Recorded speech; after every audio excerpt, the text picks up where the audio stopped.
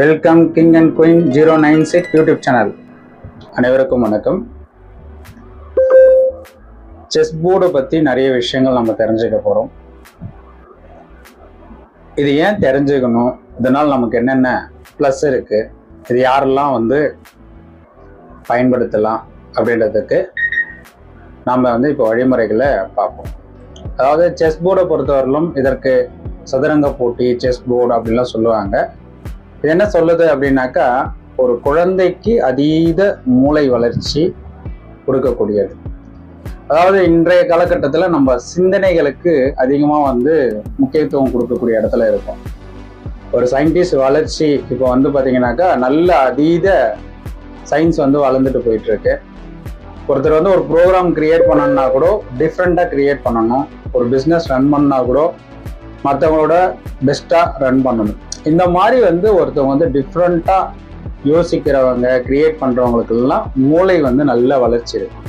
அப்போது ஆரம்ப காலகட்டத்திலேருந்து ஒரு குழந்தைக்கு இந்த மூளை வளர்ச்சி கொடுக்கக்கூடியதில் இந்த சதுரங்க போட்டி என்று சொல்லக்கூடிய செஸ் ரொம்பவும் பயனுள்ளதாக இருக்குது.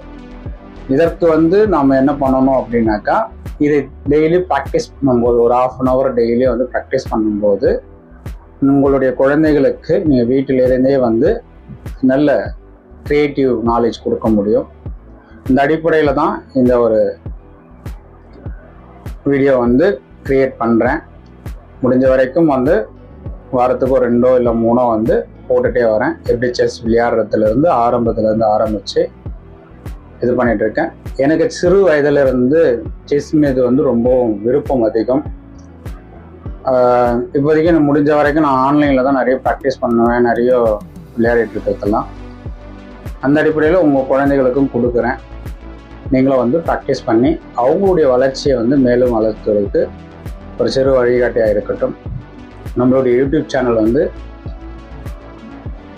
கிங் அண்ட் குயின் 096 அப்படின்ற பேர் வச்சுருக்கேன்.